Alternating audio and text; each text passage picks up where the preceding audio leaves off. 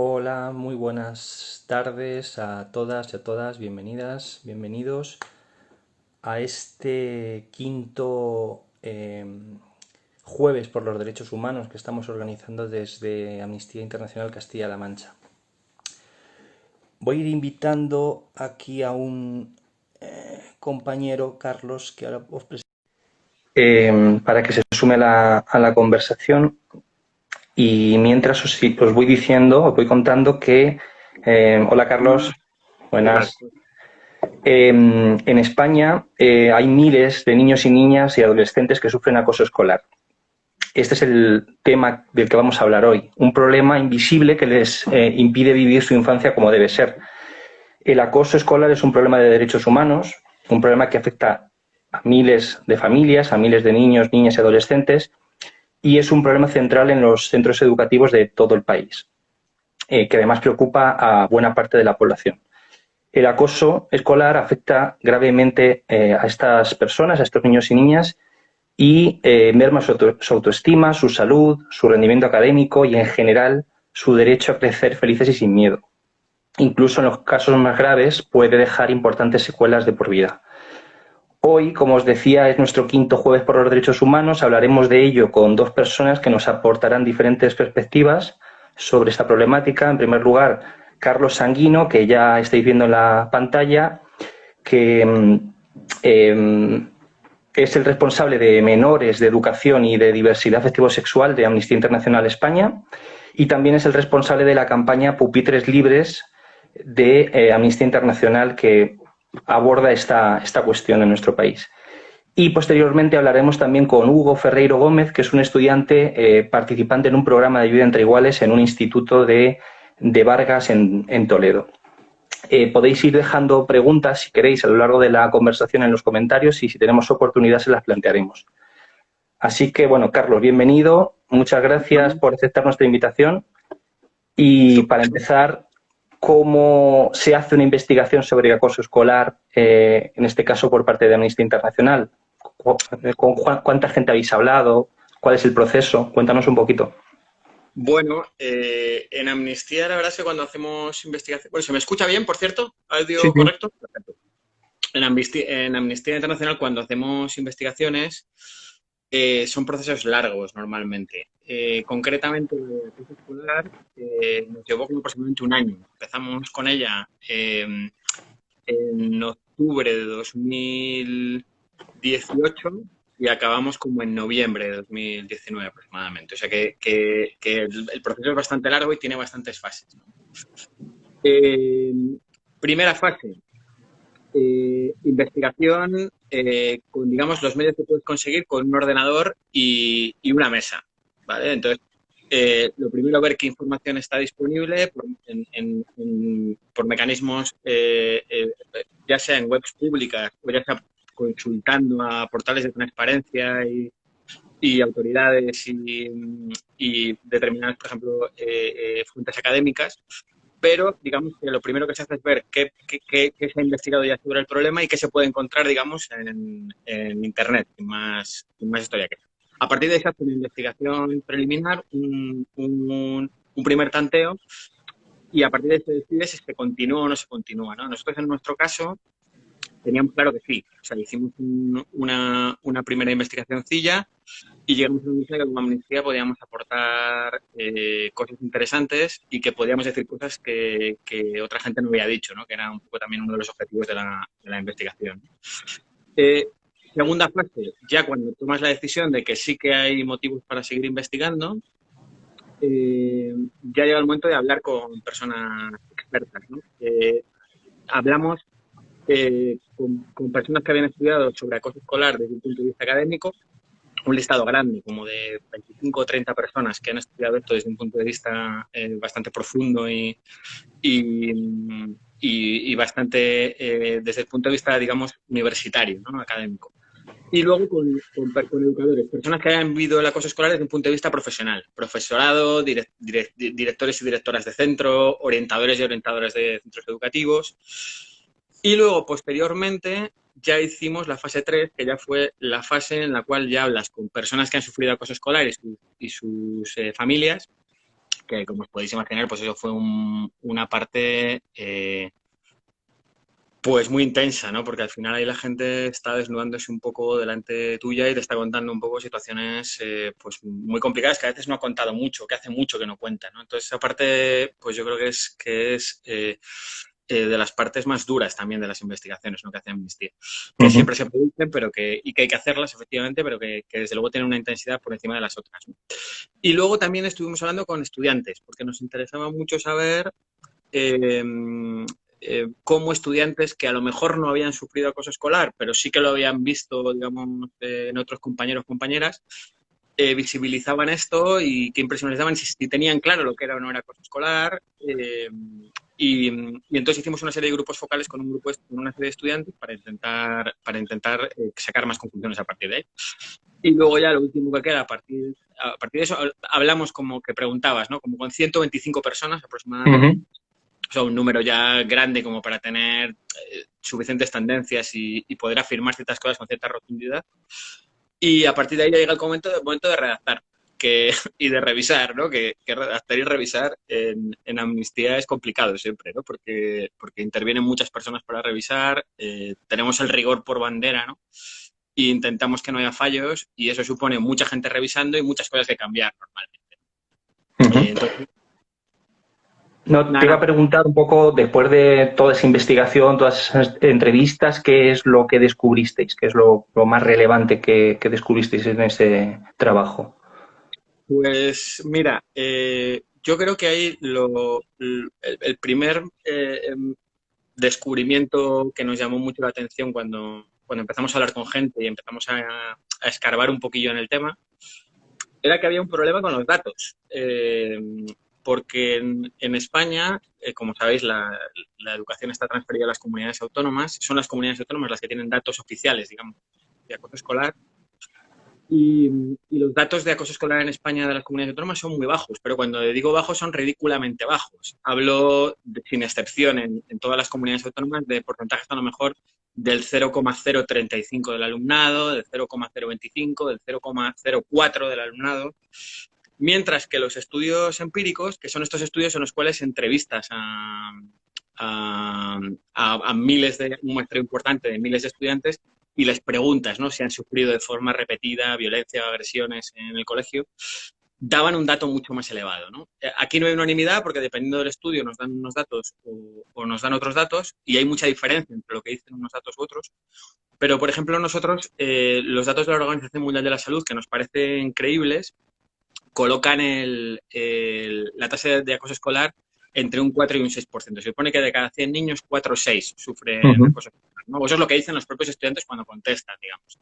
Mientras que el dato oficial es muchísimo más bajo, ¿no? Entonces, primera conclusión, eh, es probable que haya miles de casos que no estén apareciendo, ¿no?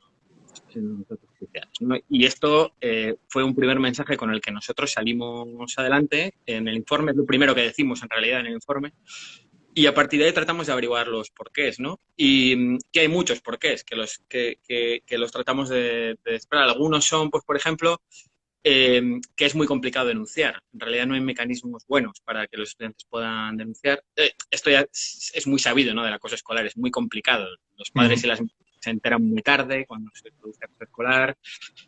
Cuando un chaval lo está sufriendo, pues tampoco tiene mucha facilidad para decirlo a sus profes o decírselo a sus propios padres o sus madres. Entonces lo detectas muy tarde, ¿no? Cuando ya probablemente el daño sea un poco irreparable. Ujú. Y los mecanismos que hay para denunciar no funcionan. Hay un teléfono del ministerio que no funciona bien y que debería de estar complementado con algún otro mecanismo. Eso por un lado. Y luego, por otro lado, hay una serie de protocolos en los centros educativos que ya están en todas las comunidades autónomas, que te dicen qué hacer cuando hay un caso de acoso escolar, pero que son protocolos muy pensados ya para cuando ya se producen los casos de acoso escolar, no tanto para prevenirlos, ¿no? Ujú. Por lo menos tienen partes de prevención que tampoco se aplican demasiado bien en los centros educativos. Y lo que termina ocurriendo con estos protocolos es que los centros educativos no quieren aplicarlos, no quieren ponerlos en marcha porque ponerlos en marcha significa poner un caso de acoso en tu contador, ¿no? Y esto nos lleva también a otro problema, que es que hay un clima social relacionado con el acoso escolar en España muy poco realista, porque como nadie reconoce que tiene casos de acoso y los datos oficiales son muy pequeños, pues lo que termina sucediendo es que nadie quiere reconocer que hay acoso escolar en el centro educativo. Ya.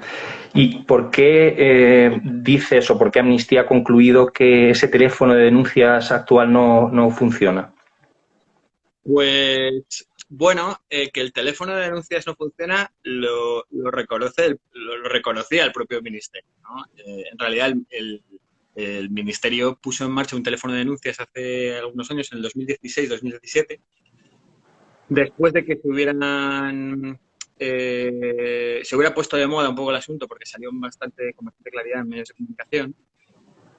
Mm. Y, y este teléfono de denuncias, durante los 2 primeros años de funcionamiento, tuvo, según datos del propio ministerio, en torno a, el primer año, 17.000 llamadas aproximadamente, y de esas solo 273 llamadas fueron derivadas a la inspección educativa, que es quien tiene que revisar esto, ¿no? Uh-huh. Y el propio ministerio tampoco sabe muy bien dónde han ido el resto de llamadas. Qué se hizo con ellas, si se notificó a los centros o si alguien investigó si esos eran posibles casos de acoso escolar o no. Entonces nos encontramos con un teléfono que en realidad no ha funcionado muy bien hasta ahora. Ahora ha cambiado la gestión, ahora lleva la Fundación ANAR y es presumible pensar que ahora estará gestionándose mejor, pero no lo sabemos porque tampoco han dicho datos, ¿no? Tampoco tenemos muy claro ni qué se hace con las llamadas, ni hasta qué punto, cuando hay un posible caso de acoso, qué se hace con él, ¿no? Y cómo se trata de investigar. Por eso es necesario, que es una de las cosas que pide Amnistía Internacional, que haya mecanismos complementarios de denuncias mediante algún sistema fácil para los chavales, ¿no? Porque el propio informe de cumplimiento del Ministerio del teléfono dice que solo un 4% de las llamadas las hacen los propios estudiantes.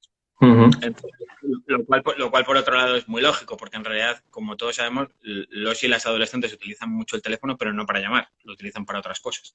Yeah. Entonces, por eso nosotros proponemos al Ministerio que haya algún sistema complementario, tipo aplicación de móvil o algún canal mediante una red social que se utiliza habitualmente, que pueda servir para denunciar también, ¿no? Y desvelar más casos de los que están saliendo a la luz. Y otra pregunta. Habrá seguramente gente que se pregunte, ¿no exageran un poco, no se exagera un poco este tema a los estudiantes, los casos de acoso escolar? Pues esta es una buena pregunta. Cuando nosotros quedábamos en la primera fase que contaba antes con profesorado, y cuando hablábamos con directores de centro, con directoras de centro, con orientadores, orientadoras, preguntábamos esto, decíamos, bueno, aquí hay un desfase entre lo que dice el dato oficial y lo que dicen los propios estudiantes cuando les preguntan, y ¿por qué crees que esto puede estar sucediendo? Y, y sí que hubo de todo, pero sí que hubo profesorado que sí que nos dijo que exageraban, que el problema era que en realidad pues que los estudiantes no sabían lo que era el acoso escolar y que por lo tanto pues cuando tenían que rellenar la encuesta pues decían, oye, es una cosa, pero en realidad no la habían sufrido. Lo que ocurre es que nosotros luego, cuando hicimos grupos de discusión con estudiantes, intentamos averiguar esto. Intentamos ver si de forma intuitiva sabían lo que era acoso escolar y si tenían claro la diferencia que hay entre una agresión sin más o un caso de acoso escolar. Y lo ponemos en el informe, lo sabían muy bien. O sea, de forma intuitiva entendían que una agresión sin más no es un caso de acoso escolar, que tiene que ser algo repetido en el tiempo, por ejemplo, lo tenían muy claro. Sabían que tenía que ser algo intencionado y no algo que pasara sin más, digamos, sin que hubiera una intención de por medio. Entonces, nuestra impresión es que lo saben perfectamente. Y más ahora, porque en realidad campañas de sensibilización sobre acoso escolar hay muchas, y ha habido muchas en los últimos tiempos, y cada vez la gente, por suerte, tiene más conciencia sobre esto, ¿no? Entonces, nos parece que los estudiantes lo saben perfectamente. ¿Y dónde está esa línea, esa frontera entre una broma sin maldad o con cierta maldad, igual también, y un caso de acoso escolar? Bueno, aquí lo que hacemos, toda la gente que nos dedicamos a estudiar esto o a trabajar sobre el acoso escolar, utilizamos la definición clásica, digamos, que es una definición que utiliza la UNESCO desde hace ya bastante tiempo y que es un poco la estandarizada que utiliza todo el mundo sobre acoso escolar, que dice que se tienen que cumplir 3 supuestos. Tiene que haber persistencia en el tiempo, o sea, no puede ser una cosa aislada, sino que tiene que suceder durante determinado tiempo prolongado. Tiene que haber un desnivel de poder entre la persona que acosa y entre la persona que acosa y la persona acosada, y tiene que haber intencionalidad, tiene que ser algo intencional, que haces, digamos, queriendo, no sin querer, Ujú. ¿no? Y esto es el criterio que además aparece en la mayoría de protocolos de funcionamiento. Y de hecho, cuando en un centro educativo hay alguna situación que puede ser acoso escolar, se supone que lo primero que hay que ver es si es acoso escolar o es otra cosa, digamos. Ujú. Y, y los centros lo hacen, vaya, con diferente fortuna o no, con diferentes interpretaciones, pero bueno, por lo menos la descripción está ahí y la definición está clara, vaya. Y en esta época tan extraña que estamos viviendo de confinamiento y de educación a distancia, ¿no? Online, ¿crees que puede haber aumentado el ciberacoso? Pues es muy difícil saber esto. Nadie tiene datos.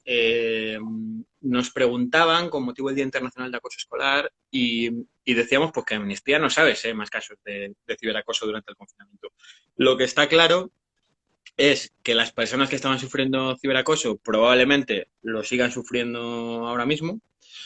Y hay un problema añadido, y es que ahora no hay mucha manera de detectar esto. Antes había, el ciberacoso siempre es muy complicado de identificar, pero es que ahora tenemos más dificultades todavía, porque en realidad el profesorado no está por allí para verlo, digamos. Ujú. Ahora cada uno está en su casa y entonces tienen que ser las familias las que detecten que algo raro está pasando porque el profesorado ya no tiene espacios vía el patio o los intercambios entre clases, digamos, espacios donde habitualmente se puede detectar que algo raro está pasando, pues ahora ya no los tienes, ¿no? Ujú. Entonces, yo entiendo que puede haber gente que esté sufriendo mucho en este momento y con el problema de que es mucho más complicado identificarlo, ¿no?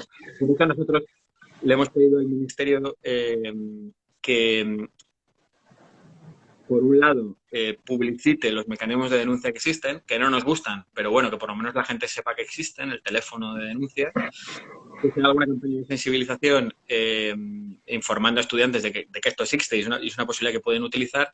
Y luego hemos pedido que se ponga en marcha algún mecanismo complementario que les permita denunciar vía redes sociales o vía aplicación de móvil, Ujú. que ahora nos parece más procedente que antes incluso. Y si alguien de las personas que nos están escuchando, algún chaval o alguna chavala está sufriendo acoso escolar o conoce a alguien que lo esté sufriendo, qué podría hacer, cómo puede actuar para evitarlo, para combatirlo? Bueno, yo lo primero que le diría, si alguien está sufriendo acoso escolar o alguien conoce a alguien que lo está sufriendo, lo primero, mucho ánimo. Eso, eso lo primero, bro. Y lo segundo, dejar claro que hay mecanismos para solucionar esto y que la razón está de la parte del acosado, no de la persona que acusa, está claro, ¿no? Entonces, yo sin duda lo que haría sería tratar de decírselo a mi padre o a mi madre, aunque sea muchas veces difícil y complicado hacerlo, ¿no? Pero yo creo que van a ser los primeros que van a querer ayudar en una situación como esta. Y el profesorado, por lo menos la impresión que nosotros tenemos es que siempre quiere ayudar, ¿no? El profesorado es el primero interesado en que no se produzcan casos de acoso escolar y hay mucho miedo a contárselo, porque a lo mejor los estudiantes piensan como que es una señal de debilidad, ¿no? O te expones demasiado contando algo así. Pero en general en los centros educativos, en cuanto se encuentra que hay un caso, un posible caso de acoso escolar, se interviene y se trata de acabar con eso rápidamente, ¿no? En casi todos los casos que nosotros conocemos. Y ya para ir terminando, Carlos, que tenemos que dar paso a Hugo, ¿cuáles son desde la perspectiva de Amnistía Internacional las soluciones reales, prácticas que se pueden poner sobre la mesa para acabar con el acoso escolar? Pues mira, muy rápidamente, 4 soluciones planteamos muy concretas. Por un lado, la ya hablada, la que ya he comentado, que exista un mecanismo complementario de denuncias que permita que puedan denunciar los estudiantes de forma más fácil, ¿no? Algo basado en redes sociales o aplicación de móvil o similar. Por otro lado, ¿qué datos reales? Porque creemos que los datos que producen las comunidades autónomas no son fieles a la realidad y están dando una dimensión muy infrarrepresentada del problema. Y eso no ayuda a nadie, porque además al único que ayuda es, bueno, por un lado, a no tener una visión real de lo que está pasando y luego, por otro lado, a que los centros tengan miedo a poder decir que existen casos de acoso escolar en los centros, que sí tienen muchos, ¿no? Y no hay que tener miedo de decirlo y hay que tratar de solucionarlo y ya está. Formación para profesorado, porque sí que está detectado en diferentes informes que allá donde hay profesorado formado en cómo identificar e intervenir ante casos de acoso, se disparan los porcentajes de intervención. Digamos que el profesorado que está formado sobre esto, cuando ve situaciones que pueden ser susceptibles de ser un caso de acoso escolar, intervienen con mucha más facilidad. Entonces nos parece fundamental que se esta formación de profesorado, especialmente en el máster de profesorado de secundaria, para aquellos que vayan a ser profes, que haya algún módulo específico sobre esto y que dé información. Y luego, algo de lo que va a hablar Hugo ahora, ¿no? Que son los programas de vida entre iguales, que son unos programas en los cuales estudiantes son formados para detectar e intervenir en conflictos en el centro educativo que son menos graves que casos de acoso escolar, pero que pueden terminar convirtiéndose en casos de acoso escolar. Estas son experiencias que están funcionando ya en muchos centros de diferentes maneras, en sistemas de mediación o de vida entre iguales, diferentes modalidades hay. Generalmente los centros se lo organizan como pueden y quieren, generalmente sin financiación y recursos de ningún tipo, y allá donde se están utilizando están funcionando muy bien, ¿no? Desde luego hubo unanimidad en el profesorado en que estos sistemas funcionan bien desde el punto de vista de prevenir, ¿no?, posibles casos de acoso escolar. Entonces, lo que nosotros proponemos es que esto sea obligatorio, ¿no?, y que no dependa de la buena voluntad del profesorado, sino que haya recursos suficientes para ponerlo en marcha y las comunidades autónomas se encarguen de ello, porque ya que funciona, ¿por qué no utilizarlo, no? Si es algo que puede evitar casos. Pues muchísimas gracias, Carlos, por tu tiempo. Muy interesante todo lo que nos has contado y hasta otra. Vamos a dar paso ahora a Hugo. Hugo va a contar cosas muchísimo más interesantes que yo, bueno, sin duda. Va a dar otra perspectiva que se complementará. Ahora lo escucharemos. Bueno, muchas gracias, Carlos. Un placer. Hasta luego. Hasta otro, un abrazo. Vamos a añadir aquí a Hugo, aquí.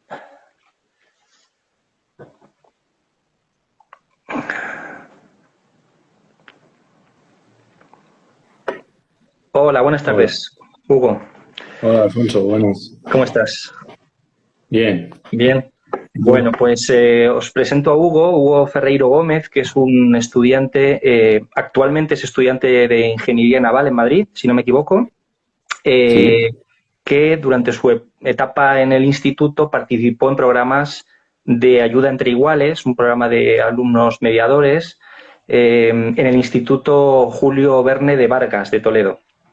Bueno, en primer lugar, muchas gracias por aceptar nuestra invitación y cuéntanos un poco, Hugo, sobre este programa de ayuda entre iguales, ¿en qué consistía exactamente?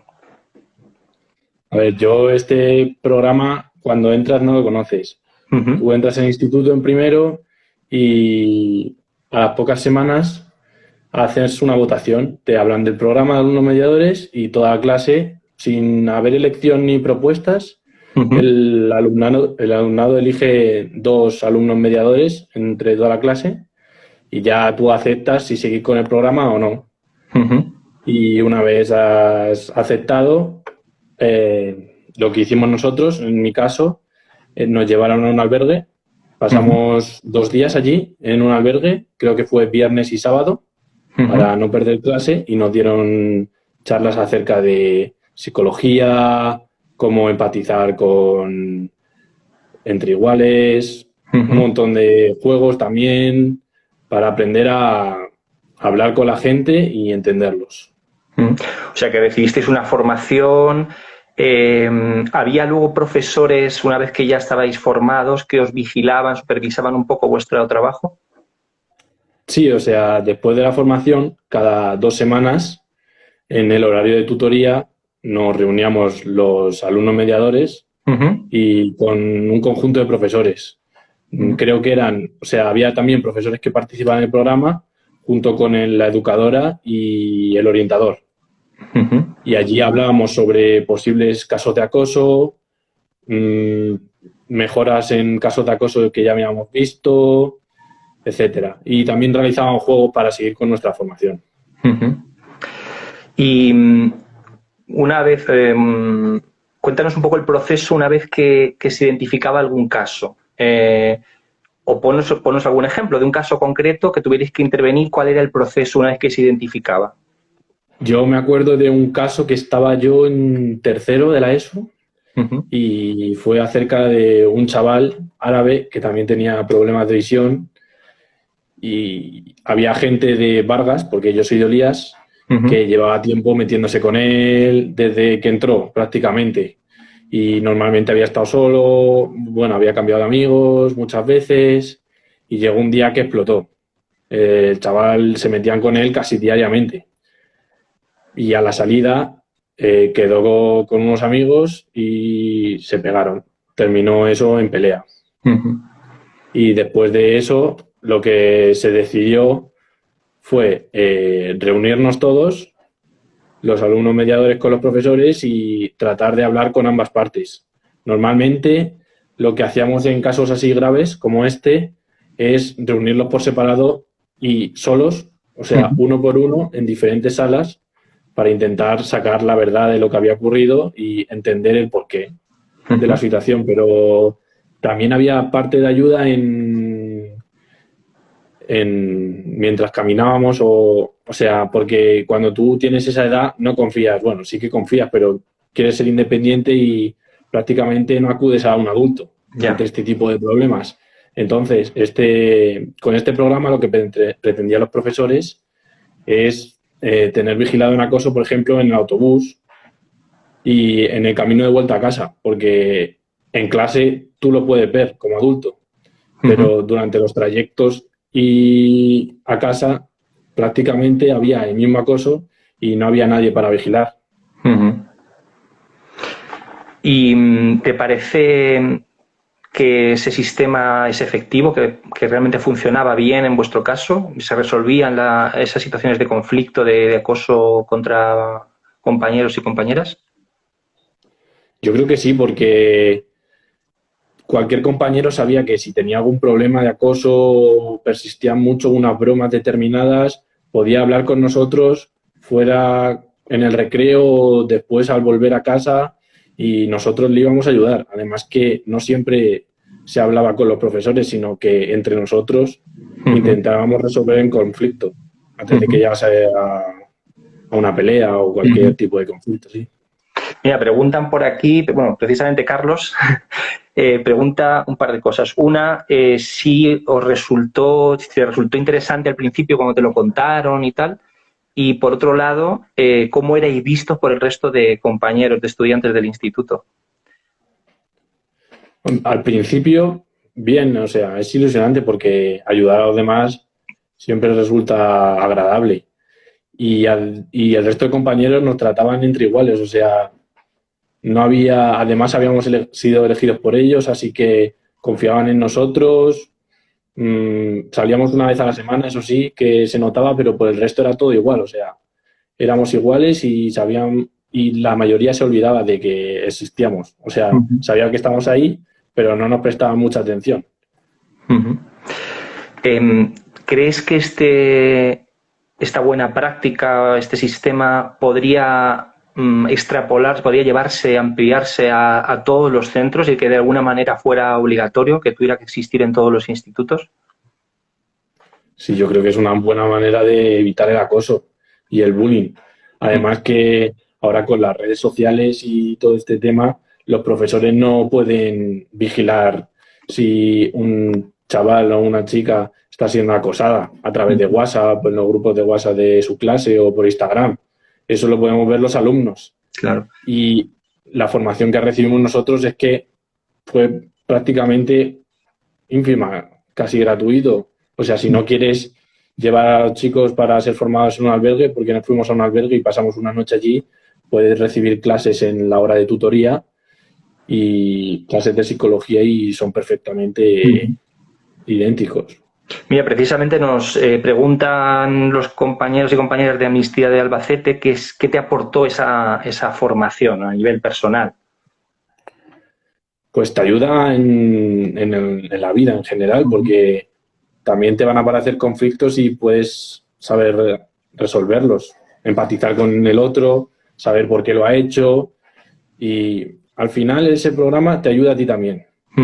Y además te sientes reconfortado ayudando al resto.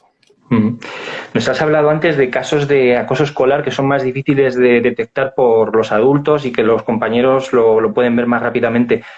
¿Trabajasteis algún caso de acoso, de ciberacoso, quiero decir, de acoso a través de Internet, de las redes sociales? ¿Algún ejemplo, algún caso que recuerdes? ¿Cómo actuasteis? Yo acoso a través de las redes no recuerdo ninguno. La mayoría eran conflictos breves en el instituto y en el entorno del aula. A lo mejor ahora con el mayor uso de las redes sociales sí que hay más acoso a través de WhatsApp e Instagram, pero yo no recuerdo ningún caso. Le he preguntado antes a Carlos también sobre el confinamiento, ¿no? Y esta época tan diferente a la habitual que nos ha tocado vivir, de estar en casa muchas horas, sobre todo al principio. ¿Crees que esto ha podido contribuir a que haya más casos de acoso escolar o crees que no influye? Yo creo que hay los mismos, pero ahora en vez de ser físicos es a través de los grupos de WhatsApp de clase o de Instagram. Yo creo que ahora mismo el móvil es una herramienta muy utilizada para acosar al resto. Y además que como es a través de una pantalla, los acosadores se sienten protegidos y creen que pueden realizar cualquier cosa. Y se sienten impunes. ¿Qué mensaje darías de ánimo o qué recomendaciones darías a personas que nos pueden estar escuchando y que sufran acoso escolar? Yo creo que deben buscar apoyo familiar, sea en padres, algún primo cercano, un amigo.